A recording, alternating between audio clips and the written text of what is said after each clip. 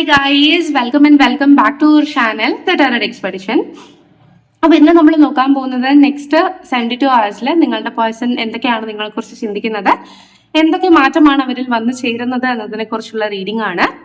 അപ്പോൾ നമുക്ക് വേഗം തന്നെ റീഡിങ്ങിലോട്ട് പോകാനും മുമ്പായിട്ട് ഇതൊരു കളക്റ്റീവ് റീഡിംഗ് ആണ്. സോ ഇതിന്റെ തമ്പനയിൽ കണ്ട് നിങ്ങൾ അട്രാക്ട് ആവുകയാണെങ്കിൽ അത് നിങ്ങൾക്ക് വേണ്ടിയിട്ടുള്ള റീഡിംഗ് തന്നെയാണ്. പിന്നെ ഇതൊരു ജനറൽ റീഡിംഗ് ആയതുകൊണ്ട് എല്ലാവർക്കും എല്ലാ കാര്യവും റെസണേറ്റ് ആകുമെന്ന് ഞാൻ പറയുന്നില്ല. ഫർദർ മോർ നിങ്ങളുടെ കാര്യങ്ങൾക്ക് നിങ്ങൾക്ക് ക്ലാരിറ്റി വേണം, നിങ്ങൾക്ക് ഒരു പേഴ്സണലൈസ്ഡ് റീഡിംഗ് ബുക്ക് ചെയ്യാവുന്നതാണ്. അതിന് വാട്സപ്പ് നമ്പർ താഴെ കൊടുത്തിട്ടുണ്ട്. നമുക്ക് പെയ്ഡ് പേഴ്സണലൈസ്ഡ് റീഡിംഗ് ആണ് അവൈലബിൾ ആയിട്ടുള്ളത്. ഓക്കെ, അതുപോലെ തന്നെ നമുക്ക് എനർജൈസ്ഡ് ക്രിസ്റ്റൽസ് അവൈലബിൾ ആണ്, ടാരറ്റ് ക്ലാസ്സസ് അവൈലബിൾ ആണ്. നിങ്ങൾക്ക് താല്പര്യമുണ്ടെങ്കിൽ കോൺടാക്ട് ചെയ്യാവുന്നതാണ്. അപ്പോൾ നമുക്ക് വേഗം തന്നെ നമ്മുടെ റീഡിംഗിലേക്ക് പോവാം. നിങ്ങളുടെ പേഴ്സൺ നെക്സ്റ്റ് 72 hours നിങ്ങളുടെ അടുത്ത് എന്താണ് പറയാൻ ആഗ്രഹിക്കുന്നത്, അല്ലെങ്കിൽ നിങ്ങളെക്കുറിച്ച് അവർ എന്താണ് ചിന്തിക്കുന്നത്, എന്ത് എനർജിയാണ് നമുക്ക് കിട്ടുന്നത് എന്ന് നോക്കാം. Angels please guides. ഓക്കെ, ഒരു കാർഡ് താഴെ വീണിട്ടുണ്ട്. നമുക്ക് ഈ കാർഡ് ഇവിടെ വെക്കാം. Angels please guides. Okay, next card താഴെ വീണിട്ടുണ്ട്, ഈ കാർഡ് വെക്കാം. Angels please guides.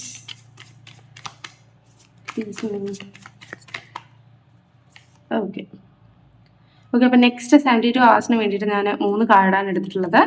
Bottom of the ഡെക്കിൽ നമുക്ക് ലവ് കാർഡാണ് കിട്ടിയിട്ടുള്ളത്. Angels please guides. നമുക്ക് ഈ കാർഡ്സ് ഒക്കെ ഒന്ന് ഓരോന്നായിട്ട് നമുക്ക് കാർഡ്സിനെ പുറത്തെടുക്കാം. ഓക്കെ, അപ്പോൾ ആദ്യമായിട്ട് നമുക്ക് കിട്ടിയിട്ടുള്ള കാർഡ് എന്ന് പറയുന്നത് സ്ട്രെങ്ത് ആണ്. ഓക്കെ ശരി. രണ്ടാമത് നമുക്ക് കിട്ടിയിട്ടുള്ള കാർഡ് ഏസ് ഓഫ് സോർഡ്സ് ആണ്. ആൻഡ് മൂന്നാമത് നമുക്ക് കിട്ടിയിട്ടുള്ള കാർഡ് എന്ന് പറയുന്നത് സ്റ്റാർ എനർജിയാണ്. ഓക്കെ, അപ്പം strength, ace of swords, star എനർജിയാണ് നമുക്ക് കിട്ടിയിട്ടുള്ളത്. ആൻഡ് ബോട്ടം ഓഫ് ദി ഡെക്കിൽ നമുക്ക് ബോട്ടം ഓഫ് ദി ഡെക്കും ഇവിടെ വെക്കാം. ലവ് കാർഡാണ് നമുക്ക് കിട്ടിയിട്ടുള്ളത്. ഓക്കെ, കാർഡ്സ് എല്ലാവർക്കും വിഷ്വലൈസ് ചെയ്യാൻ പറ്റുന്നുണ്ട്, നന്നായി കാണുന്നുണ്ട് എന്ന് വിചാരിക്കുന്നു. നിങ്ങൾ നിങ്ങളുടെ പേഴ്സൻ്റെ എനർജി തീർച്ചയായും കൊണ്ടുവരിക. അവർ നിങ്ങളെക്കുറിച്ച് എന്താണ് ചിന്തിക്കുന്നത് എന്ന ഡിസയർ നിങ്ങളുടെ ഉള്ളിൽ കൊണ്ടുവരിക. അതിനുശേഷം നിങ്ങൾക്കിത് കാണാവുന്നതാണ്. ഓക്കെ, അപ്പോൾ എനിക്കിതിനകത്ത് മനസ്സിലാവുന്നത് എന്തൊക്കെയോ സ്പിരിച്വൽ കണക്ഷൻ നിങ്ങളുടെ ഇടയിലുണ്ടെന്നാണ്. നിങ്ങൾ പരസ്പരം ആ ഒരു സ്റ്റാർ കാർഡാണ് എന്നെ ഏറ്റവും കൂടുതൽ ഇതിനകത്ത് അട്രാക്ട് ചെയ്തത്. അതുകൊണ്ട് തന്നെ നിങ്ങൾ കണക്റ്റഡ് ആണോ എന്ന് ചോദിച്ചാൽ ഏതൊക്കെയോ രീതിയിൽ നിങ്ങൾ കണക്റ്റഡ് ആണ്. പക്ഷെ നിങ്ങൾ മെറ്റീരിയലിസ്റ്റിക്കലി ചിലപ്പോൾ കണക്റ്റഡ് അല്ലായിരിക്കാം.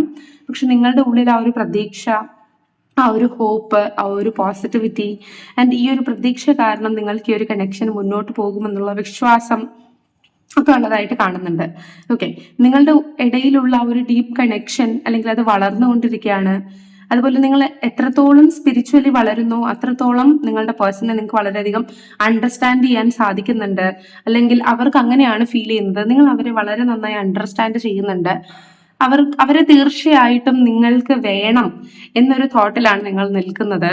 ആൻഡ് നിങ്ങൾ 100% അവരുടെ കൂടെ നിൽക്കാൻ തയ്യാറാണ്. നിങ്ങൾ അവർക്ക് വേണ്ടിയിട്ട് മാറാൻ തയ്യാറാണ് എന്നുള്ള രീതിയിൽ ഈ പേഴ്സൺ ചിന്തിക്കുന്നതായിട്ട് എന്ത് കാണുന്നുണ്ട്. ആൻഡ് ഇത്രയും വർഷം അല്ലെങ്കിൽ ഇത്രയും സമയം അല്ലെങ്കിൽ ഇത്രയൊക്കെ കാര്യങ്ങൾ ഞാൻ ചെയ്തിട്ടും സ്റ്റിൽ ഇവരെന്നെ കടിച്ചു തൂങ്ങി നിൽക്കണമെങ്കിൽ ഞാൻ ഇവർക്ക് ഇമ്പോർട്ടൻ്റ് ആയതുകൊണ്ടാണ് എന്ന് മനസ്സിലാക്കുന്നു. പലപ്പോഴും ഈ ഒരു കണക്ഷനിൽ വെളിപാട് ഉണ്ടായിട്ടുണ്ട്, അല്ലെങ്കിൽ അവർക്ക് കുറച്ചെങ്കിലും നിങ്ങളുടെ ഇഷ്ടത്തെക്കുറിച്ച് റിയലൈസ് ചെയ്യുന്നുണ്ട്, അല്ലെങ്കിൽ അവർ കുറച്ചെങ്കിലും ഒന്ന് മാറുന്നുണ്ട്. മെറ്റീരിയലിസ്റ്റിക് ലൈഫിന്റെ ആ ഒരു ജലസിയും ഈഗോയും മാറി പലപ്പോഴും നിങ്ങളുടെ അടുത്തേക്ക് വരണം, അല്ലെങ്കിൽ നിങ്ങളെ ചൂസ് ചെയ്യണം എന്ന രീതിയിൽ ഇവർ ചിന്തിക്കുന്നതായിട്ട് ഇതിനകത്ത് കാണുന്നുണ്ട്. കാരണം എന്ന് വെച്ചാൽ നിങ്ങളുടെ പെരുമാറ്റം അല്ലെങ്കിൽ നിങ്ങളുടെ കൺസിസ്റ്റൻസി കാരണം നിങ്ങൾ അവരോടൊപ്പം നിൽക്കും, നിങ്ങൾ അവരോട് തന്നെയാണുള്ളത്, നിങ്ങൾ വളരെയധികം ഓണസ്റ്റ് ആണ്, നിങ്ങളെ ട്രസ്റ്റ് ചെയ്യാൻ കൊള്ളാം എന്നുള്ളൊരു മാനസികാവസ്ഥയിലേക്ക് അവർ വരുന്നുണ്ട്. ഇല്ലെങ്കിൽ എൻ്റെ അഭിപ്രായത്തിൽ ഇനിയുള്ള മണിക്കൂറുകളിൽ ചിലപ്പോൾ നിങ്ങളെ പരീക്ഷിക്കാൻ വേണ്ടിയുള്ള രീതിയിൽ അവർ പല തന്ത്രങ്ങളും നിങ്ങളുടെ അടുത്തേക്ക് പ്രവർത്തിച്ചേക്കാം. ഓക്കെ, അപ്പോൾ അതിൽ പതറാതെ മുന്നോട്ട് പോവുക എന്നതാണ് നിങ്ങൾ ചെയ്യേണ്ടതെന്നാണ് എനിക്ക് മനസ്സിലാവുന്നത്. കാരണം ഈ ഒരു സമയത്ത് നിങ്ങൾ അവരുടെ കൂടെ ഉണ്ടോ, നിങ്ങൾ എത്രത്തോളം ട്രസ്റ്റ് ചെയ്യാം എന്നുള്ള രീതിയിലുള്ള മെന്റൽ ആയിട്ടുള്ള കാൽക്കുലേഷനുകളിലൂടെയും പ്ലാനിങ്ങുകളുടെ കൂടെയും അവർ കടന്നു പോകുന്നതായിട്ടാണ് എനിക്ക് കാണുന്നത്. ആൻഡ് ഇങ്ങനെയുള്ള പ്ലാനിങ്ങുകളുടെ കൂടെ കടന്നു പോകുമ്പോൾ പോലും അവരുടെ മനസ്സിൽ ആദ്യം വരുന്നത് എന്താണെന്നറിയോ, ഞാൻ ഡിറ്റാച്ച് ആയി നിന്നാലും ഞാൻ അടുത്ത് നിന്നാലും വളരെയധികം കംഫർട്ട് സോണാണ് എനിക്ക് തരുന്നത്. അതെന്ത് തരത്തിലുള്ള കംഫർട്ട് സോൺ ആണെന്ന് വെച്ചാൽ, സേഫ് ആക്കേണ്ട സ്ഥലത്ത് സേഫ് ആക്കുന്നു, സപ്പോർട്ട് ചെയ്യേണ്ട സ്ഥലത്ത് സപ്പോർട്ട് ചെയ്യുന്നു, വഴക്ക് പറയേണ്ട സ്ഥാനത്ത് വഴക്ക് പറയുന്നു, ഫ്രണ്ട് ആകേണ്ട സ്ഥാനത്ത് ഫ്രണ്ട് ആകുന്നു, മറ്റാരൊക്കെയോ ആകേണ്ട സ്ഥാനത്ത് ആ ഒരു കറക്റ്റ് പൊസിഷനിലെ ആളായി നിങ്ങൾ മാറിത്തീരുന്നു. അതുകൊണ്ട് തന്നെ നിങ്ങളുടെ അടുത്ത് എന്തും പറയാം, എങ്ങനെയും ഓപ്പൺ അപ്പ് ആയിരിക്കാം എന്ന രീതിയിൽ ഈ പേഴ്സൺ ചിന്തിക്കുന്നു. ഏതൊക്കെ രീതിയിൽ ചിന്തിച്ചാലും നിങ്ങൾ അവരുടെ കംഫർട്ട് സോൺ തന്നെയാണ്. കാരണം മറ്റൊരു വ്യക്തിയിൽ ഓപ്പൺ ആകുന്നതിനേക്കാൾ നിങ്ങളുടെ അടുത്ത് ഓപ്പൺ ആവുകയാണെങ്കിൽ പല കാര്യത്തിനുമുള്ള സൊല്യൂഷൻസും അവർ ശരിയാണോ തെറ്റാണോ എന്ന് പ്രോപ്പർ ആയിട്ടുള്ള അസസ്മെന്റുകൾ, അതായത് ഒരു തീരുമാനം അല്ലെങ്കിൽ അതിനെക്കുറിച്ച് വിലയിരുത്തലുകളും അതൊക്കെ വളരെ കറക്റ്റായിട്ട് നിങ്ങൾ ചെയ്തു കൊടുക്കുന്നതായിട്ട് ഇതിനകത്ത് കാണുന്നുണ്ട്. ഓക്കെ, ആൻഡ് ഇവിടെ ഈ ഒരു സ്ട്രെങ്ത് കാർഡ് എടുക്കുകയാണെങ്കിൽ നമുക്ക് ഇതിനകത്ത് പറയാൻ പറ്റുമെന്ന് പറഞ്ഞാൽ അവർക്ക് ഭയങ്കരമായ ഡീപ്പ് ഫീലിങ്സ് നിങ്ങളുടെ അടുത്തുണ്ട് എന്നാണ് എനിക്ക് മനസ്സിലാവുന്നത്. ശരിയാണ്, നിങ്ങളുമായിട്ട് നിങ്ങളുടെ റിലേഷൻഷിപ്പുമായിട്ട് മുന്നോട്ട് പോകണമെങ്കിൽ ഒരു മെറ്റീരിയലിസ്റ്റിക് ലൈഫിൽ വളരെയധികം ധൈര്യം വേണം. പക്ഷെ അവർക്ക് ധൈര്യമില്ലെങ്കിലും അവർക്ക് നിങ്ങളോടുള്ള ഒരു ആത്മബന്ധം പലപ്പോഴും ഒരു ധൈര്യമായി കൺവേർട്ട് ആകുന്നു, അല്ലെങ്കിൽ ഈ ഒരു റിലേഷൻഷിപ്പിൽ ഞാൻ വർക്ക് ചെയ്യണം എന്നുള്ള തോന്നലുകൾ വരുത്തുന്നു.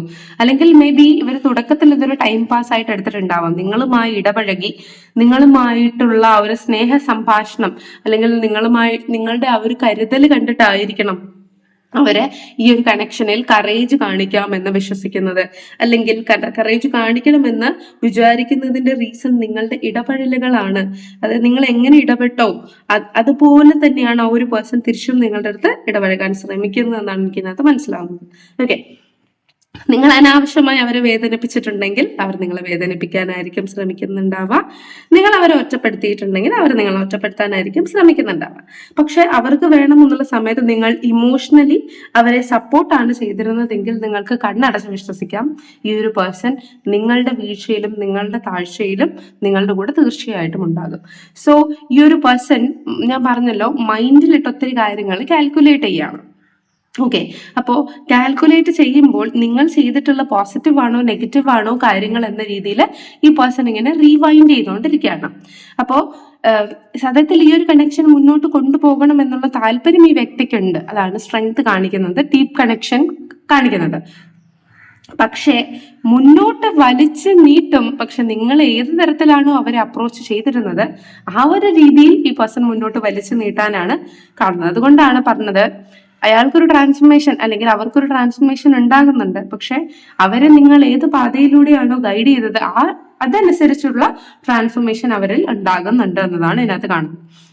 നിങ്ങൾ ഒരു കാര്യം ചെയ്തിട്ട് അവർ വേറൊരു രീതിയിൽ നിങ്ങളുടെ അടുത്ത് പെരുമാറണം, അല്ലെങ്കിൽ നിങ്ങൾ ആഗ്രഹിക്കുന്നത് പോലെ അവർ നിങ്ങളുടെ അടുത്ത് പെരുമാറണം, നിങ്ങൾക്ക് തോന്നിയത് പോലെ നിങ്ങൾ അവരോട് പെരുമാറും എന്നൊരു അപ്രോച്ചിലാണ് നിങ്ങൾ ഇരിക്കുന്നതെങ്കിൽ നിങ്ങൾക്ക് തെറ്റി. നിങ്ങൾ എന്ത് കൊടുക്കുന്നുവോ അതേ നിങ്ങൾക്ക് തിരിച്ചു കിട്ടുകയുള്ളൂ.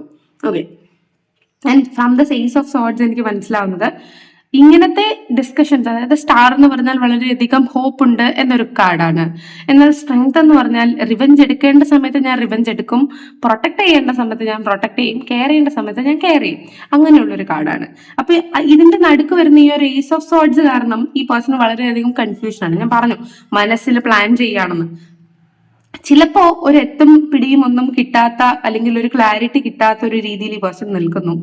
പക്ഷെ ചില സമയങ്ങളിൽ നിങ്ങളുടെ സ്വഭാവം കാണുമ്പോൾ ഞാൻ വിചാരിച്ചതാണ് കറക്റ്റ് എന്ന രീതിയിൽ ഈ പേഴ്സണ് പക്കാ ഒരു ഫ്രഷ് ക്ലാരിറ്റി കിട്ടുന്നതായിട്ടും ഇതിനകത്ത് കാണുന്നുണ്ട്. തീർച്ചയായിട്ടും ഏസ് ഓഫ് സോർഡ്സ്, അതായത് ചിന്തകളുടെ ന്യൂ ബിഗിനിങ്, അല്ലെങ്കിൽ നമ്മളെ കുറിച്ച് പോസിറ്റീവായിട്ട് ചിന്തിക്കാനുള്ള സാധ്യത കൂടുതലാണ്. ആൻഡ് ഈ ഒരു 72 hours നിങ്ങൾക്ക് വളരെയധികം ക്രൂഷ്യലാണ്. ആൻഡ് ഈ പേഴ്സൺ ചിന്തിക്കുന്നതിന് പോസിറ്റീവ് ആയിട്ടുള്ള മെന്റൽ ക്ലാരിറ്റികൾ നിങ്ങൾ കൊടുക്കാൻ ശ്രമിച്ചാൽ നിങ്ങളുടെ റിലേഷൻഷിപ്പിന് ഒരു പോസിറ്റീവ് ഗ്രോത്ത് ഉണ്ടാവാനുള്ള സാധ്യതയുണ്ട് എന്ന് ഇതിനകത്ത് ഈ ഒരു ഏസ് ഓഫ് സോർഡ്സ് കാണിക്കുന്നു. അതുകൊണ്ട് തന്നെ എൻ്റെ അഭിപ്രായത്തിൽ ഈ ഒരു സമയത്ത് നിങ്ങൾ കമ്മ്യൂണിക്കേറ്റ് ചെയ്യുമ്പോൾ നിങ്ങൾ വളരെ ഗ്രൗണ്ടഡ് ആയിട്ടിരിക്കാൻ ശ്രമിക്കുക, വളരെ ഓപ്പണും വളരെ ഓണസ്റ്റുമായിട്ട് സംസാരിക്കാൻ ശ്രമിക്കുക. ഓക്കെ, കാരണം നിങ്ങളുടെ റിലേഷൻഷിപ്പിന്റെ വലിയൊരു ഒരു സൈക്കിളിലൂടെയാണ് നിങ്ങൾ കടന്നു പോകുന്നത്. ആൻഡ് ഈ ഒരു സൈക്കിളിൽ നിന്ന് നിങ്ങൾക്ക് ന്യൂ ലെവലിലേക്ക് കയറണമെങ്കിൽ ഈ ഒരു സൈക്കിൾ അല്ലെങ്കിൽ ഈ ഒരു സമയം നിങ്ങൾ എങ്ങനെ റിയാക്ട് ചെയ്യുന്നു, എങ്ങനെ ഫേസ് ചെയ്യുന്നു എന്നതിന് ആസ്പദമായിരിക്കും. കാരണം ഈ ഒരു സമയം നിങ്ങളിപ്പോൾ വന്ന് നിൽക്കുന്നുണ്ടെങ്കിൽ അത് കഴിഞ്ഞ സൈക്കിളിൽ നിങ്ങൾ നിങ്ങളുടെ റിലേഷൻഷിപ്പിനെ എങ്ങനെ മൂടിപ്പെടുത്താൻ നോക്കി, നിങ്ങൾ എങ്ങനെയാണ് റിയാക്ട് ചെയ്തത് എന്നതിന് ആസ്പദമാക്കിയാണ് നിങ്ങൾ ഈ ഒരു സൈക്കിളിൽ നിൽക്കുന്നത്. ഓക്കെ, അപ്പോൾ ഈ ഒരു സൈക്കിളിൽ നിങ്ങൾ പോസിറ്റീവായിട്ട് പെരുമാറുക, അല്ലെങ്കിൽ നിങ്ങളുടെ പേഴ്സണ് നിങ്ങൾ തന്നെ ഒരു ആത്മവിശ്വാസം കൊടുക്കുക. അതായത് മുമ്പ് തുടക്കത്തിൽ ഉണ്ടായിരുന്ന സ്റ്റാർ പോലെ, അതായത് ഈ ഒരു സ്റ്റാർ കാർഡ് പോലെ ഒരു സ്പിരിച്വൽ കണക്ഷൻ, നല്ലൊരു കമ്മ്യൂണിക്കേഷൻ, നല്ലൊരു ഡിസയർ നിങ്ങൾ ഉണ്ടാക്കിയെടുക്കുക നിങ്ങളുടെ പേഴ്സൺ. അതായത് ഇപ്പോൾ നിങ്ങളുടെ റിലേഷൻഷിപ്പിൽ എന്തെങ്കിലുമൊക്കെ നഷ്ടപ്പെട്ടു പോയിട്ടുണ്ട്, അല്ലെങ്കിൽ വിശ്വാസം നഷ്ടപ്പെട്ടു പോയിട്ടുണ്ടെങ്കിൽ യൂണിവേഴ്സ് പറയുന്നത് ഈ ഒരു 72 hours നിങ്ങൾ ബുദ്ധിപരമായിട്ട് ശ്രമിക്കുകയാണെങ്കിൽ നിങ്ങൾക്കത് വീണ്ടെടുക്കാൻ സാധിക്കുമെന്നതാണ് അത് കാണുന്നത്. ഓക്കെ, ആൻഡ് ലവ് കാർഡ് എന്ന് പറയുന്നത് നിങ്ങൾക്ക് സീരിയസ്ലി അറിയാം, നിങ്ങളുടെ ട്വിൻ ഫ്ലെയിം അല്ലെങ്കിൽ സോൾമേറ്റ് കണക്ഷനിൽ വരുമ്പോഴാണ് നമുക്ക് ലവർ കാർഡ് കിട്ടുന്നത് എന്ന് നിങ്ങൾക്ക് അറിയാം. ബ്യൂട്ടിഫുള്ളി നിങ്ങളുടെ കണക്ഷൻ നല്ല രീതിയിൽ ബ്ലെൻഡ് ആകുന്നതാണ്, അതായത് നല്ല രീതിയിൽ മിക്സ് ചെയ്യാൻ പറ്റുന്ന ഒരു കണക്ഷൻ തന്നെയാണ് നിങ്ങളുടേത്. പരസ്പരം നിങ്ങൾക്ക് നല്ല ഫീലിങ്സ് ഉണ്ട്. നിങ്ങളുടെ ഫ്യൂച്ചർ ഒന്നിച്ചാൽ നല്ലൊരു സ്പാർക്കും കെമിസ്ട്രിയും ഉള്ള ഫ്യൂച്ചർ തന്നെ ആയിരിക്കും എന്നതാണ് യൂണിവേഴ്സ് പറയുന്നത്. നിങ്ങളുടെ ഡീപ്പ് സോൾ കണക്ഷൻ എന്ന് പറയുന്നത് നല്ലതാക്കുക. ഈ ഡീപ്പ് സോൾ കണക്ഷൻ എങ്ങനെയാണ് നല്ലതാക്കുക? റെസ്പെക്ട് കൊടുക്കുക, കുഞ്ഞു കുഞ്ഞു കാര്യങ്ങളിൽ കരുതൽ കൊടുക്കുക, അവർ കാണിക്കുന്ന പല കാര്യങ്ങളിലും നിങ്ങൾ അഡ്മയർ ആണ് എന്ന രീതിയിൽ കാണിക്കുക, അതായത് യെസ് ഗുഡ് എന്ന രീതിയിൽ.